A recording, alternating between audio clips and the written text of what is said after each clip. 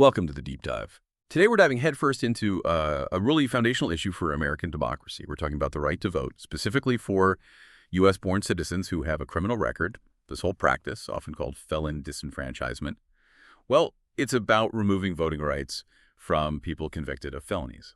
So our mission today is to peel back the layers. We want to really unpack this powerful argument that maybe a criminal history shouldn't determine someone's right to vote. We'll explore some, pretty compelling reasons grounded in democracy, equality, human dignity that challenge the common assumptions. Think of this deep dive as your shortcut to understanding a really complex, evolving issue. We're pulling out the most important nuggets for the material we've looked at. And it really is complex. I mean, while the gut reaction for a lot of people might be, well, yeah, lose the right to vote. That's part of the punishment. The sources we dug into present a very strong counter-argument. They really focus on rehabilitation, protecting democratic ideals, and importantly, the often stark, disproportionate impact these laws have on certain groups, particularly marginalized communities. That really drives it home, doesn't it? It's definitely not black and white. So with that complexity in mind, let's frame the central question we're exploring for you today. Should someone who has committed a crime ever truly lose their fundamental right to vote here in the U.S.? Okay, let's start with the bedrock principle here. Yeah. The right to vote itself. I mean, it's arguably one of the most important rights of U.S. citizenship. It's the main way citizens participate, right? Express views, hold officials accountable. And here's where it gets, for me, really thought-provoking. The material we looked at argues that taking away this right, even for those who committed crimes, it fundamentally erodes the very definition of citizenship, the idea that, well, once you're a citizen, that status should remain whole. Exactly. And the sources make a really powerful point, maybe a counterintuitive one. Voting isn't just a right. It can actually be a tool, a mechanism for rehabilitation. The very act of participating, of having a voice, it can give someone a real sense of dignity, of responsibility. It makes them, active stakeholders in their communities, not just alienated outsiders. It ties right into what the material calls the social contract, this idea that fulfilling that civic duty, participating actively, actually reinforces the bond with society. And society, in turn, gets a more invested citizen. That's such a powerful idea. I mean, think about the psychological impact of getting that right back. It's not just about marking a ballot, is it? It's about being seen, again, truly seen as a full member of society. This perspective really hits home that by allowing all citizens to vote, even after a crime, we can actively encourage people to embrace their civic role, strengthening their commitment to contributing positively. Okay, so I've kind of wrestled with the philosophy behind it, but the reality on the ground, as our deep dive shows, is far from simple. It's really a complex, shifting legal maze. So let's try and peel back those layers and understand this patchwork of disenfranchisement laws across the U.S. It really is a patchwork. The U.S. Constitution guarantees the right to vote, but it's pretty silent on felon disenfranchisement specifically. That leaves it mostly up to the states. And that creates this incredibly varied and frankly often confusing landscape. Federally, the rule is straightforward.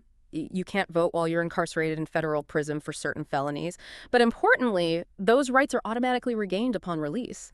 But then you look at the states and wow, the differences are stark. You've got states like, say, California or New York, where rights are largely restored once someone is released from prison or finishes their prison term.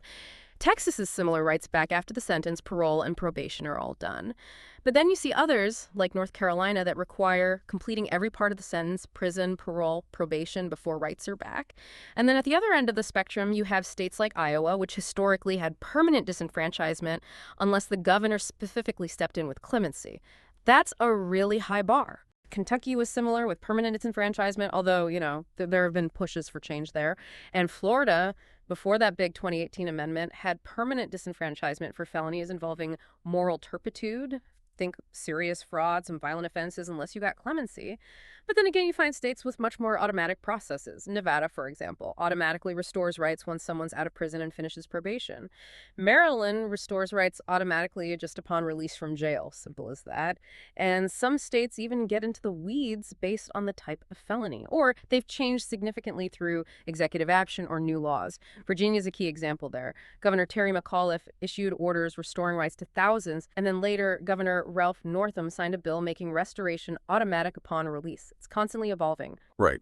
And those recent changes have been front and center in this whole national debate. You mentioned Florida's Amendment 4 in 2018, huge deal. It restored rights potentially to 1.4 million people for most felonies. But and this is a really big but, it came with that requirement to pay all fines, fees, and restitution first.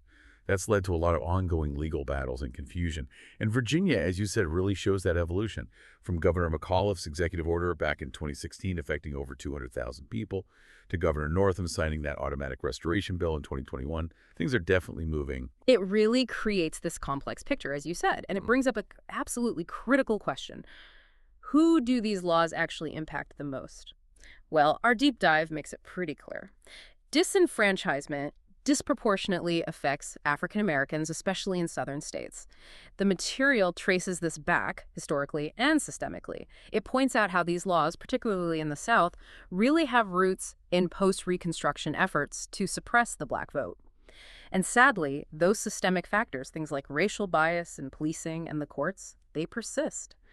The data shows marginalized groups, African Americans, Latinos, Native Americans, are incarcerated at much higher rates than white Americans. And understanding why that disparity matters is so crucial. Yeah. It directly undermines their ability to participate politically, right? It weakens their representation. And sadly, it can perpetuate these cycles of inequality.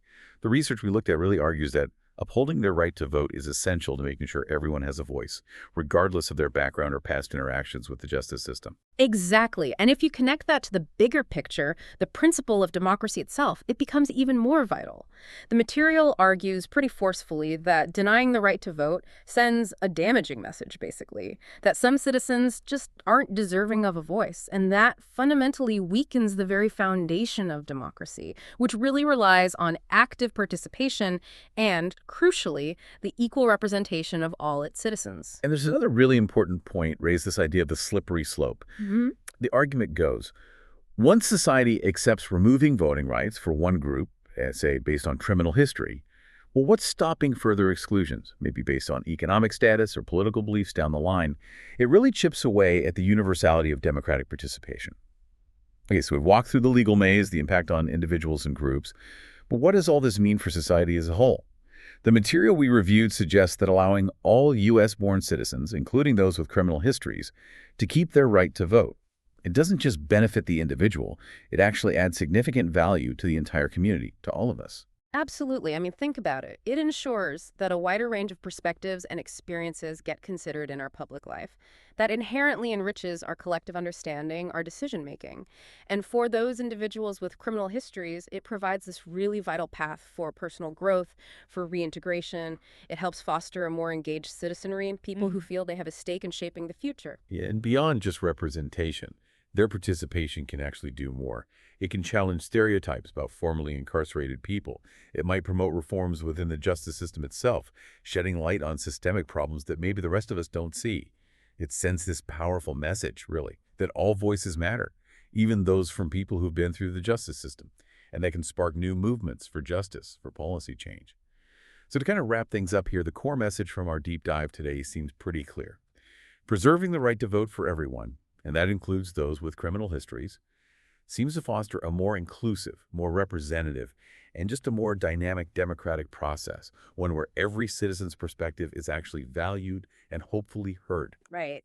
And maybe a final thought for you, the listener, to chew on. Given this constantly changing legal landscape and these deep debates about fairness and impact, what does a truly inclusive, just, and vibrant democracy really look like to you? And what role does universal voting rights play in getting us there? What really stands out to you about trying to balance punishment with civic participation? Something to think about.